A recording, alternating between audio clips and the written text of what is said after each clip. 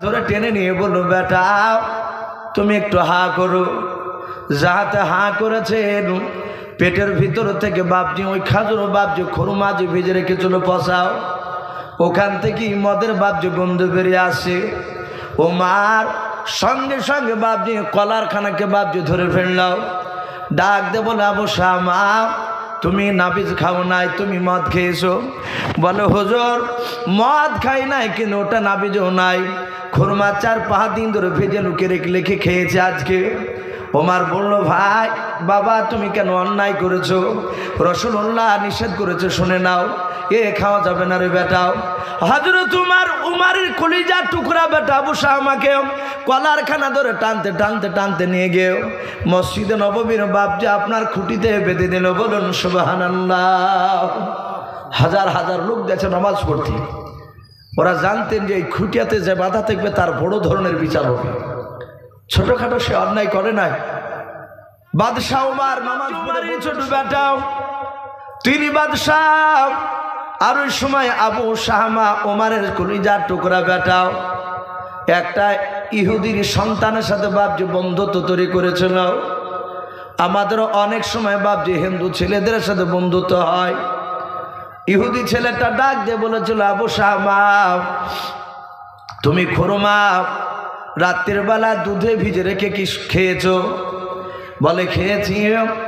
রাত্রিবেলা ভিজে রেখে সকালবেলা তারপরের দিন খেয়ে নি। বলে, শুনে নাও 4-5 দিন পর কে খেয়েছো ভিজে রেখে? বলে, নাও। ওমারের বেটা বললেন, ওটা রাসূলুল্লাহ নিষেধ করেছে, খাওয়া যাবে না। ওটাকে বাপজি আরবিতে নাবিজ বলা হয়। আরবের লোকেরা বাপজি এখনো খায়, তখনও খেত নবীর জামানায়। 1 গ্লাস দুধে বাপজি কয়েকটা খুরমা কেটে বাপজি বিচিগুলোকে বাপজি আটিগুলোকে বের করে নিয়ে ভেজে রাখে, সকালবেলা খায়, এতে শরীরের উপকার হয়। হযরত আবু শামা 5-6 দিন ধরে বাপজি পচে রেখেছিল নাও। আল্লাহর নবী বলেছেন ওটা খেলে মদে পরিণত হয়ে যায়। ওটা 4-5 দিন ধরে ভেজে খেলে ওটা হারাম, খাওয়া যাবে না। হযরত আবু শামা বাপজি ওদের কথা শুনে ওই খুরমা বাপজি ভিজা 4-5 দিনকার বাপজি খেয়ে নিয়েছে। খেয়ে নেওয়ার পর জোহরের সময় নামাজ পড়তে যাবেন। ওমার নামাজ পড়ার জন্য ডাকতে লাগলেন ছেলেদেরকে। অন্যান্য ছেলেরা চলে গেল। হযরত উমার যখন যাচ্ছিলেন, উমারের ছোট বেটা আবু শামা উনিও যাচ্ছিলেন জোহরের নামাজ পড়তে। ওমার বাপজি শামার সাথে যেতে যেতে যেতে যেতে যেতে হঠাৎ করে বাপজি দেখলেন তার ওমারের নাকে বাপজি মদের গন্ধ আসলো। ওমার বলেন, বেটা দাঁড়িয়ে যাও, হঠাৎ করে কেন এখানে মদের গন্ধ পাওয়া যায়? আবু শামা বলেন, আব্বা মদ তো আমি খাই নাই। বলে, এই বেটা তুমি আর আমি ছাড়া তৃতীয় মানুষ এখানে কেউ নাই। একটু কাছে এসে বলে, ওমার হাতখানা ধরে টেনে নিয়ে বললো, বেটা তুমি একটু হা করো। যাহাতে হা করেছেন পেটের ভিতর থেকে বাপজি ওই খাজুর বাপজি খরুমা যে ভেজে রেখেছিল পচাও, ওখান থেকে মদের বাপজি গন্ধ বেরিয়ে আসে। ওমার সঙ্গে সঙ্গে বাপজি কলার খানাকে বাপজি ধরে ফেললাও। ডাক দে বলে, আবু শামা তুমি নাবিজ খাও নাই, তুমি মদ খেয়েছো? বলে, হুজুর মদ খাই নাই, কিন্তু ওটা নাবিজও নাই, খুরমা 4-5 দিন ধরে ভেজে লুকে রেখে খেয়েছে আজকে। ওমার বলল, ভাই বাবা তুমি কেন অন্যায় করেছো? রাসূলুল্লাহ নিষেধ করেছে, শুনে নাও, এ খাওয়া যাবে না রে বেটাও। হযরত উমারের কলিজা টুকরা বেটা আবু শামাকে কলার খানা ধরে টানতে টানতে টানতে নিয়ে গিয়ে মসজিদে নববীর বাপজি আপনার খুঁটিতে বেঁধে দিল। বলুন সুবহানাল্লাহ। হাজার হাজার লোক গেছে নামাজ পড়তে। ওরা জানতেন যে এই খুঁটিয়াতে যে বাধা থাকবে তার বড় ধরনের বিচার হবে। ছোটখাটো সে অন্যায় করে নাই। বাদশাহ উমার নামাজ পড়ে বললেন, সকলে বসে যাও। অনেক লম্বা ঘটনা আছে। হযরত উমার নিজে হাতে কলিজা টুকরা বেটাকে চাবুক মারতে মারতে মেরে ফেলাছিলেন। কোরআন সুন্নাতের দিকে বিচার করেছিলেন। সেই উমারের বাপজি এই মেজাজ দেখছেন তিনি নরম, একাই বস্তাটা তোলার চেষ্টা করছে। আসলাম বলছেন, হুজুর আমাকে দেন, আপনাকে দিলে এটা বেয়াদবি হবে আমার। ওমার বলছেন, আসলাম তুমি কি যা চাও যে তোমার বাদশাহ জান্নাতে না যায়? আসলাম বলছেন, হুজুর আমি এটা অবশ্যই চাই যে আপনি জান্নাতে যান। আপনি জান্নাতে না যান এটা কেন আমি চাইবো? আপনি জান্নাতে চান ওটাই চাইবো আমি। বলে ওটাই যদি চাও তাহলে এই বস্তা আজ আমার মাথায় দিয়ে দাও, এবং তুমি আমার সঙ্গে যেতে পারবে না। আজকে আমরা স্বামী স্ত্রীতে দুজনায় যাব। হযরত ওমর বস্তা মাথায় করে নিয়ে ছুটতে শুরু করলে। যারা পেপার পত্রিকা পড়েন দেখবে আমরা উমারেদের এই সব জীবনী বাব হাদিস পড়েছি। আফগানিস্তানে যিনি বাদশাহ বর্তমান, ওমরের সুন্নাতকে জিন্দা করছে, বলুন আলহামদুলিল্লাহ। একেবারে গরিবদের বাড়ি থেকে ওই আফগানিস্তানে যিনি প্রেসিডেন্ট বাদশাহ, উনি মাল গাড়িতে নিয়ে গিয়ে নিজে মাথায় করে নিয়ে তার বাড়িতে পৌঁছে দিচ্ছে, বলুন আলহামদুলিল্লাহ। তার প্রজারা ডাক দিয়ে বলছে যে হুজুর আপনি আমাদেরকে দেন। বলে না, এটা ওমর করেছিলেন, এগুলো রাসূলুল্লাহ করতেন, বলুন আলহামদুলিল্লাহ। আমি ওদের সুন্নাত জিন্দা করছি। মেদিনীপুরে বাকিবুল্লাহ সাহেব দামাত বারকাতুহুম আলিয়া, আজিজুল হক কাশ্মীর সাহেবের ছেলে, বিখ্যাত বড় আলেম গোটা পশ্চিম বাংলার মধ্যে, উনি আমার উস্তাদ। উনি পোস্ট করেছিলেন আমরা সাহাবাকে দেখে নাই, কিন্তু সাহাবার আমল আমরা ওই আফগানিস্তানের বাদশার দেখলাম। হযরত ওমর ছুটে গিয়ে হাড়ির পানিটাকে ফেলে দিয়ে নতুন করে পানি দিয়ে সেখানে বাপজি খেজুর, ঘি, আটা দিয়ে ওমর ফুদিয়েছেন, আর ওমরের মুখের দাড়ির পাশ দিয়ে বাপজি ধোয়া বের হয়েছে। আগুন ধরে গেল। লোকটা বলছেন, ভাই ওমরকে বাদশা না করে তোমার বাদশা হওয়া দরকার ছিল, কেন ওমরকে করেছিল? ওমর কিছু বলে নাই। খাবার রান্না হয়ে গেল, বাচ্চা তিনটে ছেলেকে ডাকলেন ওমর, নিজে হাতে ওমর খাওয়ালে। খাওয়ানোর পর বলছেন, ওগো ভাই কিছু যদি মনে না করো, তোমার ছেলে তিনটে কিনে আমি এখানে একটু খেলাধুলা করব। ওমর চিন্তা করে যেই ছেলে গেল খাবারের জন্য কেঁদেছে, এই কান্নার এই চোখ দিয়ে পানি পড়া বন্ধ করে দিয়ে আমি ওই মুখ দিয়ে হাসিবে দেখতে চাই, বলুন আলহামদুলিল্লাহ। নাহলে কিয়ামতের ময়দানে পাকড়া হতে হবে। হযরত ওমর তিনটা ছেলে নিয়ে বাপজি খেলা করছে, ছোঁয়াছুঁই খেলছে। লোকটা বলছেন, আমি তাকে দেখে দেখলাম কোনো আমার সন্তান ওই উমারের পেছন দিকের পাঞ্জাবি ধরে টানছে, কোনো সময় হাতখানা ধরতে গিয়ে দাড়িখানা ধরে ফেলছে। ওমর মুচকে মুচকে হাসছে, তিনটা বাচ্চা ছিল হাসছে। খেলা করতে করতে হঠাৎ করে তাম্বুর ভিতর থেকে বাদশাহ ওমর তার স্ত্রী বাপজে ডাকছে, ওগো আমিরুল মুমিনিন বাদশাহ, ও বাদশাহ নামদার।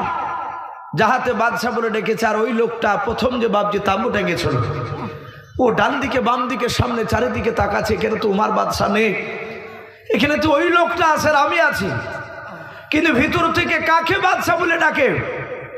আবার তৃতীয়বার ডাক দিয়েছে, গো আমিরুল মুমিনিন বাদশাহ, আপনার বন্ধুকে জানিয়ে দেন আপনার বন্ধুর বিবির বেটা সন্তান হয়েছে, বলুন আলহামদুলিল্লাহ। হযরত ওমর মুচকি মুচকি হাসছেন আর বলছেন, বন্ধু আমার বিবি তাম্বুর ভিতর থেকে ডেকেছে আমাকে, তোমার বিবির বেটা সন্তান হয়েছে। লোকটা অবাক, প্রসঙ্গগুলো খাড়া হয়ে গিয়েছে। ওই লোকটা উমারের চেহারার দিকে চেয়ে বলছেন, হুজুর আপনি সেই ওমর? ওমর বলছেন, ভাই আমি সেই ওমর। সাথে হাতে বাপজি উমারের পা দুখানা জোরে ধরে বলছে, হুজুর সত্যি আপনি বাদশাহী যোগ্য, বলুন আলহামদুলিল্লাহ। ওমর কাঁদতে কাঁদতে বলেছিল, ভাই আমি অন্য দেশের প্রজাদের দিকে লক্ষ্য করতে গিয়ে তোমার কাছে আমি আসতে পারছিলাম না। আমি আজ বাড়ি থেকে তোমার দেশ খোঁজার জন্য আমি এসেছিলাম বেরিয়ে। ভাই তুমি আমাকে ক্ষমা করে দাও। বলছেন, হুজুর আপনাকে ক্ষমা না দিয়ে থাকতে পারি? আপনি এত বড় বাদশা হয়ে আপনি সাধারণ লোকের মতন বেশ ধরে আপনার বিবিকে নিয়ে এসে আমার স্ত্রীর খিদমত করালে, আমি ক্ষমা করে দিয়েছি। সাথে হাতে বাপজি সেখানে ওই রাত্রিবেলাতে হযরত ওসমান গনি আর আলী রাদিয়াল্লাহু তাআলা আনহু আজমাইন এরা দুজনা চলে গেছে। এরা দুজনা বলছেন, হুজুর ওমর বাদশা কি ব্যাপার এখানে কেন? ওমর বলছেন, ভালোই হলো, তোমরা যখন এসেছো এই কাগজ একটু সই করে দাও। আর ওই লোকটাকে বললো, তুমিও সই করে দাও। কিয়ামতের ময়দানে যদি আল্লাহ প্রশ্ন করে তাহলে আমি বলবো ওই মানুষটা মাফ করেছে, তার সাক্ষী আছে দুজন। তোমরা বিশ্বনবীজির দুজন জামাই, তোমরা সাক্ষী দিলে আশা করি আল্লাহ হয়তো আমাকে মাফ করে দিবে। বলুন আলহামদুলিল্লাহ। কত ভয় ছিল তাদের। আল্লাহ রসুল বলছেন আমি এই উমারের মধ্যে নবুয়তি মেজাজ দেখেছিলাম, যা অন্য কার মধ্যে দেখি নাই। ভাই আমরা যাব না, আর একটা কথা বলি ইনশাআল্লাহ, আমি শেষের দিকে যাব। হযরত ওমর তিনি কত বড় দামি সাহাবা ছিলেন।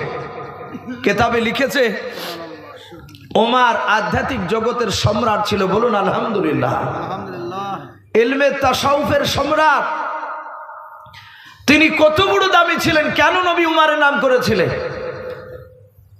এসেছে আমার বিশ্বনবী ইন্তেকাল করার পরে প্রথম বাদশা হয়েছিলেন আবু বকর। আবু বকর সিদ্দিক রাদিয়াল্লাহু তাআলা আনহু ইন্তেকাল করার পরে দ্বিতীয় বাদশা হলেন ওমর। আচ্ছা বলেন, ওমর যখন বাদশা ছিলেন তখন আমার মনে হচ্ছে না, আমরা বুঝতে পারলাম রাসূলুল্লাহ বেঁচে না, বেঁচে ছিল। নবী মদিনাতে শুয়ে আছেন জিন্দা কবরে, এটা আমাদের আকীদা। নবী কবরে পচে সরে যায়নি। এক শ্রেণীর বেদাতি আলেমরা তারা এলাকায় উঠে আমাদের বিরুদ্ধে বদনাম করে। ওলামে দেওবন্দরা নাকি বলে যে নবী মাটির সঙ্গে মিশে গেছে। বলুন আস্তাগফিরুল্লাহ।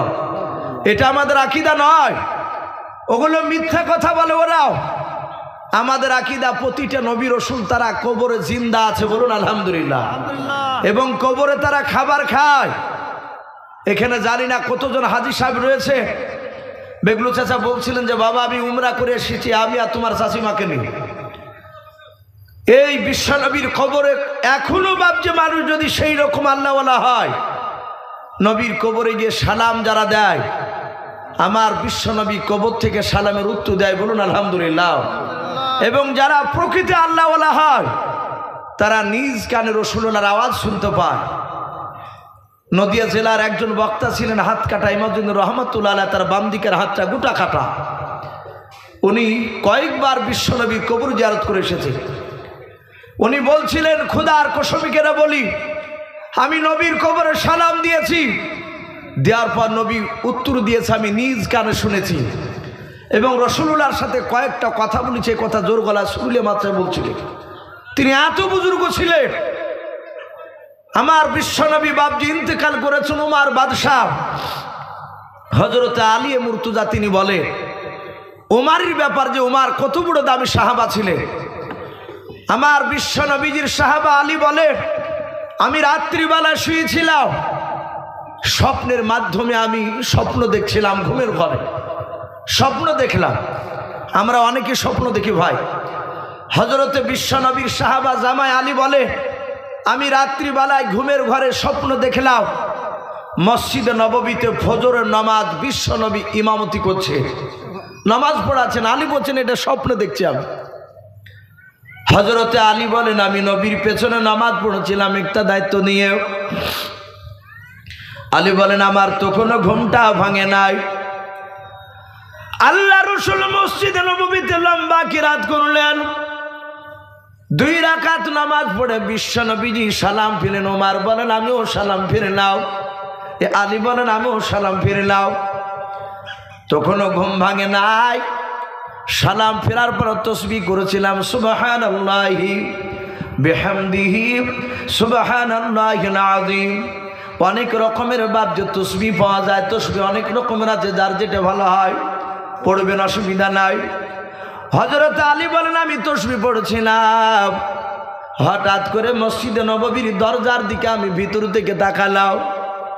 দরজার দিকে তাকালাম, দেখলাম একটা মহিলা খাজুর একটা ব্যাগ ভর্তি করে খাজুর ভর্তি করেছে ব্যাগটায়।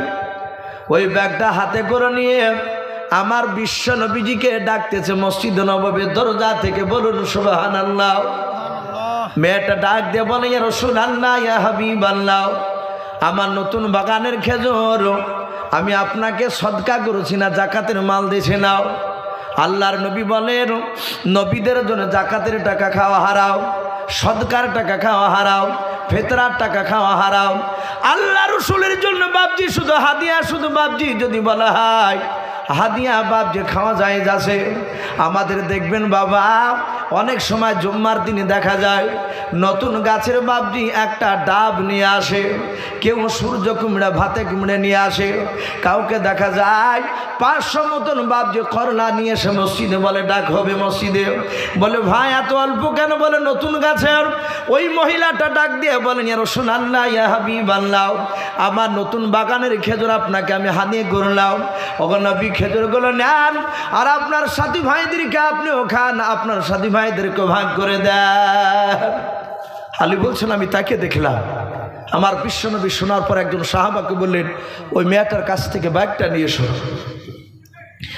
হযরত আলী বলেন আমার তো কোনো ঘুম ভাঙে নাই, আমি স্বপ্নে দেখলাম আল্লাহ রসুলের কাছে বাপ যে ব্যাগটা যখন ধরে দেওয়া হলো, নবী আমার ব্যাগটা নেওয়ার পর হযরত আবু বকরকে ডাকলেন। সব সাহাবারা ভরা ছিলেন মসজিদে নববীতে। আবু বকরকে ডাকলেন। নবী বলেন আবু বকর তোমার আব্বার নাম কি? তাড়াতাড়ি বলাও, আর হাত পা তো আমি খেজুর দেব তোমাকে।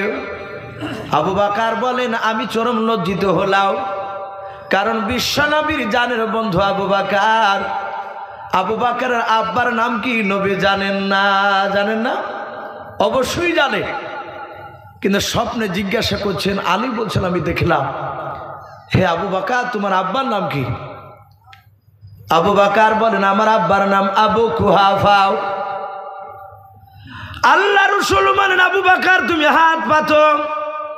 আলী বলেন আমি নিজ চোখে দেখলাম নবী আমার 4টে খেজুর তুলে আবু বকর হাতে দিয়ে দিলেন। আবু বকর বসে বললেন। নবী বলেন ওমর তুমি দাঁড়িয়ে যাও। ওমর দাঁড়িয়ে গেলেন। আল্লাহর নবী বলেন ওমর তোমার আব্বার নাম কে? বলো। ওমরও হাসতেছেন। ওমর আস্তে করে বলছেন নবী আমার আব্বার নাম খাত্তাব। আল্লাহর নবী 5টা খেজুর বের করে ওমরকে দিয়ে দিলেন।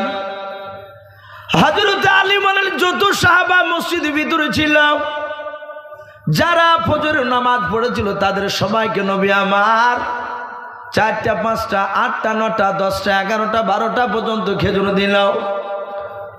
সবাই খেজুর নিয়ে বসে আছে। আলী বলেন এবার আমার পালা, তো কোনো ঘুম ভাঙে নাই, আমি ঘুমি ঘুমে দৃশ্যখানা দেখছিলাম। হযরত বিশ্বনবী বলেন আলী হাত পাতো।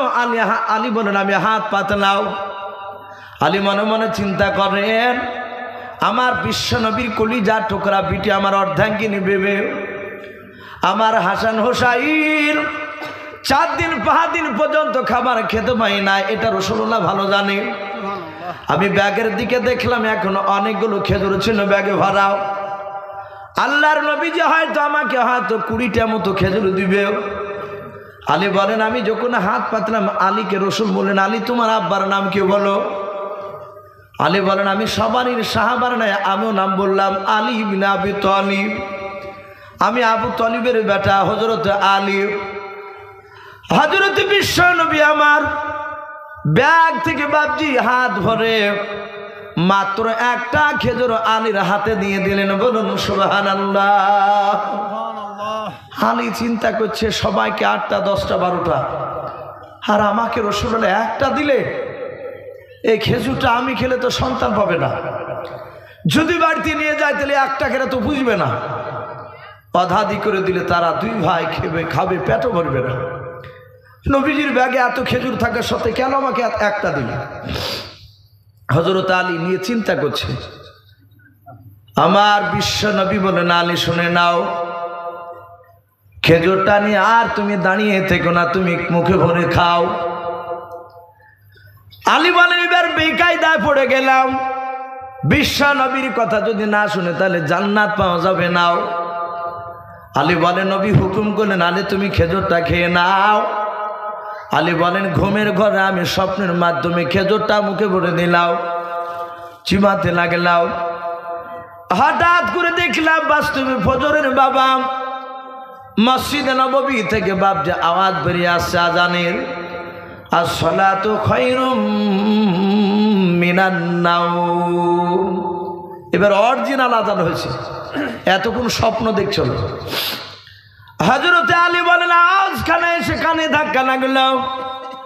আমার ঘুমটা ভেঙে গেল।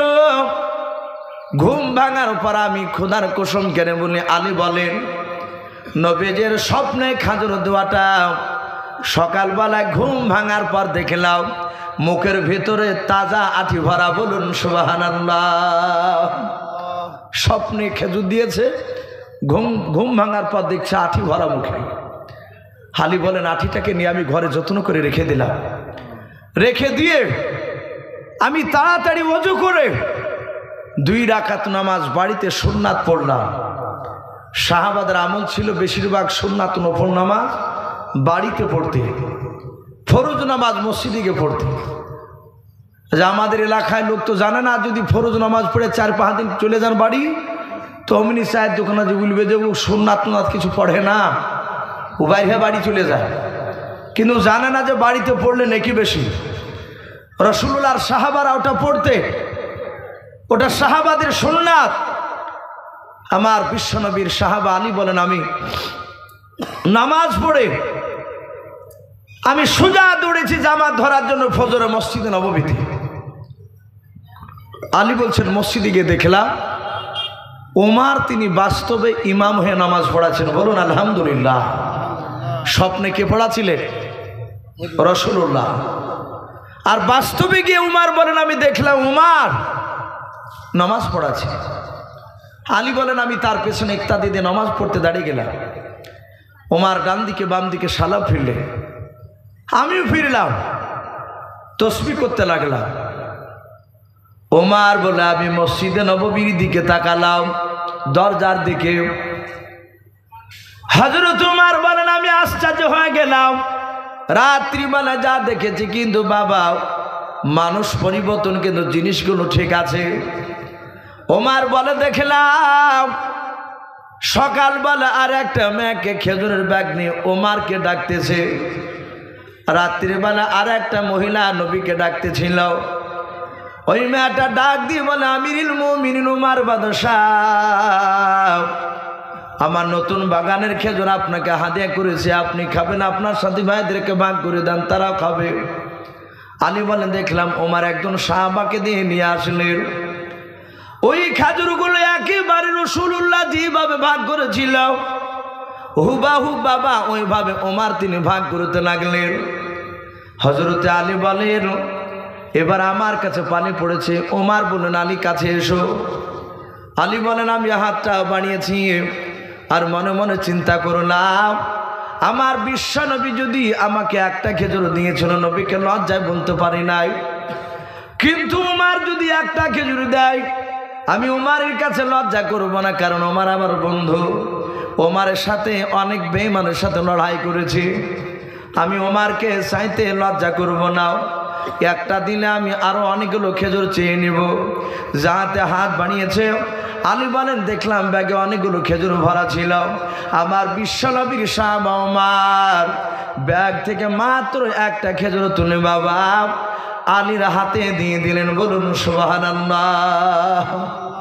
আলী বলছেন ওগো ভাই আমিরুল মুমিনিন বাদশাহ, আপনি একটা খেজুর দিলেন কেন? ওদেরকে 3টা 4টা 5টা করে দিলে, আমাকে আর কিছু দেন। হযরত ওমর মুচকে মুচকে হাসছেন আর বলছেন আলী রাত্রিবেলা রাসূলুল্লাহ তোমাকে কটা খেজুর দিয়েছিল? বলুন সুবহানাল্লাহ। হযরত আলী চমকে উঠলে বলো হুজুর রাত্রির খেজুর দেওয়ার কথা আপনাকে কে বলল? ওমর বলছেন আলী তুমি বললো রাসূলুল্লাহ একটা দেয় নাই? বলে ঘুমের ঘরে স্বপ্নে একটা দিয়েছিল রাসূল। ওমর বললেন তোমাকে রাসূল 2টো দেয়নি, আমি 2টো দিতে পারবো না। হযরত আলী অবাক, স্বপ্ন দেখার পর কাউকে বলি নাই, শুধু নামাজ পড়তে যাদের। এগুলোকে বলা হয়েছে ইলমে তাসাউফের সম্রাট। বিশ্বনবী বলেন আমার ওমর ইলমে তাসাউফের সম্রাট ছিল। হযরত আলীর স্বপ্নের কথা ওমরকে আল্লাহ জানিয়ে দিয়েছিলেন। বলুন আলহামদুলিল্লাহ। এ ছিল ওমর। সে ওমর বাপ যে দোয়ার আবেদন করতেন, দোয়া চাইতেন। আমরা দোয়া নেব ভাই, যেহেতু মাগরিবের পর থেকে নিয়ে বাপজি 2জন বক্তার বক্তব্য হয়ে গেছে। আমার পূর্বেকার বক্তা, তার পূর্বেকার বক্তা, তারা সকলেই বাবজি এই মসজিদের জন্যই বাবজি মনে হয় আদায় নাকি ঈদগাহার জন্য, এই ঈদগাহার জন্য বাবজি আদায়। আমি প্রতিটা বাবজি ভাইকে বলবো, ভাই আপনারা দিয়েছেন, অনেকে দিয়েছেন, কিন্তু মাহবুব সাহেব আমাকে বলেছেন যে হুজুর একটু শেষের বেলা একটু দেখবেন চাই যদি কেউ দেয়। এখনো বাবজি অনেক মানুষ হয়তো আছেন দিতে পারেননি। ভাই আমি আপনাদের এখানে যেহেতু প্রথম এখানে ছিলাম, এই জন্য একটু অনুরোধ করব, এখানে অনেক বাবজি ভাই রয়েছে, মা বোনেরা পর্দার আড়াল থেকে কথাগুলো শুনছিলেন, এই 2-4 মিনিট মতো কেউ 200, 100, 500 যদি কেউ পারে, লাস্টে না হলে একটা করে সিমেন্টের বস্তা, ভাই আমরা 2-4 জন একটু হাত উঁচু করে বলি, কাছে না থাকলে 1 মাসের মধ্যে দেবেন ইনশাআল্লাহ। ভাই দুটো একটা লোক বলি, আপনারা দিয়েছে, দুটো বক্তা আদায়কারী হয়ে গেলে তারপরে আর আদায় চলে না। কিন্তু আমি তবু চাইছি যদি না দেন তো দুঃখ নাই, কিন্তু আমি বলবো যদি কেউ পারেন 200, 100 একটা করে সিমেন্টের বস্তা, 100 টাকা করে যদি কোনো আল্লাহর বান্দা থাকে একটু আসুন, নামটা লেখা, 2-4 মিনিট মতো দেখে ভাই দোয়া করে দেব। রাত্রি প্রায় 12টা 20 পার হতে চললো। ভাই একটা লোক হবে না কেউ, 1 বস্তা সিমেন্ট না হলে বাবজি 200, 100, 300 টাকা যে একটু আসে, যার শেষ ভালো তার সব ভালো, একটু আসি বাপ। মাহবুদ হোসেন ওনার মা 2 বস্তা সিমেন্ট দিবেন, আল্লাহ কবুল করুন। নাম কি? শমশের আলী, বাড়ি এখানেই তো। শমশের আলী সাহেব তার বাপ মার জন্য তিনি বলছেন 1000 টাকার দাতা, বলুন মারহাবা, বলেন আরে তাকবীর। শমশের আলীর আব্বা মার কবর আযাবকে মাফ করুন, বলুন আল্লাহুম্মা আমিন। এই দেখেন বাবজি 100 টাকা, আল্লাহ তার দানকে কবুল করুন। ভাই দিয়েছে মুরশাইদ 1000 টাকার দাতা, বলুন মারহাবা, আল্লাহ তার 1000 টাকার দানকে কবুল করে নিয়ে তার নেক মাকসুদকে পুরা করুন। ওগো মওলা, যারা দান করছে, যারা করতে পারে নাই, তুমি সকলকে বিশ্বনবী চেহারা না দেখে আমাদের মত দিও না, বলুন আল্লাহুম্মা আমিন। ভাই আসি ইনশাআল্লাহ, শেষে দোয়া করব। এ দেখেন আরেকজন ভাই, নাম কি? বেনাবিতে ভাই আমার, এ দেখেন নেন 500 টাকা, আল্লাহ তার দানকে কবুল করুন। ওগো মা বোন, আপনারা যদি কেউ থাকেন, যদি একটা দুটো মা বোন 150, 10 করে যদি কেউ থাকেন একটু দিলে ভালো হয় ঈদগাহার জন্য। ভাই ঈদগাহা অনেক জায়গাতে সুন্দর হয়েছে। আমি যেখানে নামাজ পড়াই, এই বছরই বাবজি রোজার পর নয়, রোজার আগে মধ্যেই তারা রং টং সব প্লাস্টার করেছে। আলহামদুলিল্লাহ ঈদগাহে বাবজি একটা কোরআন শরীফ গেট করেছে, কয়েক লক্ষ টাকা খরচ শুধু ঈদগাহাটা। আপনারা যদি কোনোদিন দুর্গানগর যান, দৌলতাবাদ থানা, ঈদগাহা দেখলে জান ঠান্ডা হয়ে যায়। রায়হান মন্ডল 10 বস্তা সিমেন্ট। রায়হান মন্ডল, সুবহানাল্লাহ, বলেন আরে তাকবীর। রায়হান মন্ডল উনি 10 বস্তা সিমেন্টের দাতা, বলুন মারহাবা। আল্লাহ তার 10 বস্তা সিমেন্টের দানকে কবুল করে নিয়ে, আল্লাহ তুমি তার আত্মীয় স্বজন কবর আযাবকে মাফ করে দাও, বলুন আল্লাহুম্মা আমিন। মফিয়া বিবি 500 টাকা দিন। মফিয়া বিবি 500 টাকা, আল্লাহ তার দানকে কবুল করুন। তার ইমানটা হযরত মা ফাতেমাতুজ জোহরা রাদিয়াল্লাহু তাআলা আনহার মতো বানিয়ে দিন। কাউসার আলী 5000 টাকা। সুবহানাল্লাহ, নারে তাকবীর। কাউসার আলী সাহেব উনি বলছেন 5000 টাকার দাতা, বলুন মারহাবা। আল্লাহ তার 5000 টাকা দানকে কবুল করে নে মহল্লা, তুমি তার হায়াতে দারাজ করো, আল্লাহ তুমি তার উজরাত করো, বরকত দাও, তার আত্মীয় স্বজন কবর আযাবকে মাফ করে দাও। ভাই হর কত বরকত হয় ইনশাআল্লাহ ভাবতে পারিনি। 1000 টাকা, বাড়ি মন্ডল 2 বস্তা সিমেন্ট। লাইলা বিবি 1000 টাকার দাতা, আর বাড়ি মোড়ল 2 বস্তা সিমেন্টের দাতা, আল্লাহ তাদের দুজনের দানকে কবুল করুন, তাদের আত্মীয় স্বজন খবর আযাবকে মাফ করুন, বলুন আল্লাহুম্মা আমিন। ভাই আসি, কাছে না থাকলে একটু বলি। রাফি মেম্বার 1000 টাকা। রাফি মেম্বার 1000 টাকার দাতা, আল্লাহ তার দানকে কবুল করুন। ভাই এই ঘিরতে গেলে সিমেন্টের দরকার, একটা টলি কেউ হবে না ভাই। এই জালসার কোনো কমিটি, সভাপতি, সেক্রেটারি, ভাই 1 টলি বালি কে হবে ঈদগাহ ঘেরার জন্য? আলহামদুলিল্লাহ মসজিদ ছোট থেকে তো বড় হয়েছে, ঈদগাহটা ঘেরা হয়ে গেলে জান ঠান্ডা হয়ে যাবে ইনশাআল্লাহ। দেখে ভাই আসি, একটা কোনো বাপজি কোনো ভাই কমিটির লোকের মধ্যে থেকে যদি বলতেন যে এক টলি আমি বালি দিব, হয় অ্যাকসেপ্টি ভাই একটু আসি। কোন আল্লাহর বান্দা? একজন হাজি বিবি, হাজি সাহেব মারা গেছে, তার জন্য 200 টাকা দাম। একজন হাজি বিবি, হাজি সাহেব মারা গেছে, তার স্বামী নাকি, উনি 100 টাকা না কত 200 টাকা দিয়েছেন। আল্লাহ তার দানকে কবুল করে নিও। হাজি বিবির স্বামীর কবরে আযাবকে মাফ করুন, বলুন আল্লাহুম্মা আমিন। সীমা বিবি, সীমা বিবি 100 টাকা, আল্লাহ তার দানকে কবুল করুন। মুরসালিম এই গ্রামে বাড়ি 1000 টাকা। মুরসালিম এই গ্রামে বাড়ি 1000 টাকার দাতা, বলুন মারহাবা, আল্লাহ তার দানকে কবুল করুন। ভাই আসি, আর কে হবে না ভাই? জি এখানে কমিটির লোক অনেকে রয়েছে, আমি শুনলাম অনেক কমিটির লোক নাম করছে না, অথচ তাদের সমর্থ আছে। জি একটু আসি। ওগো মা বোন, আপনারা যদি আর কেউ থাকেন তাহলে 200, 150, 1 বস্তা সিমেন্ট একটু নাম লিখাবেন ইনশাআল্লাহ। আসি ভাই, 2-4 মিনিট পর একটু দোয়া করব বলেছি। রজব হাজি মারা গেছে, আর নাতি 1000 টাকা। রজব হাজি, আমি ভদ্রলোককে ভালো চিনতাম, ওনার নাতি 1000 টাকা সাদিকুল, তার দাদুর জন্য 1000 টাকা দান করেছেন। আল্লাহ তুমি রজব হাজি সাহেবের কবর আযাবকে মাফ করে দাও। মামা হচ্ছে নানা, রজব হাজি নানার কবর আযাবকে মাফ করে দাও, বলুন আল্লাহুম্মা আমিন। আসু ভাই, আব্দুল সালাম 100 টাকা, আল্লাহ তার দানকে কবুল করুন। আর 1 বস্তা সিমেন্ট, আল্লাহ তার দানকে কবুল করুন। সুবহানাল্লাহ, নারে তাকবীর।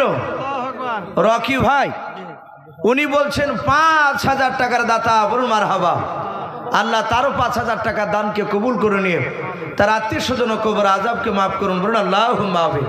ভাই আসি, ভাই আসি, মাশাআল্লাহ।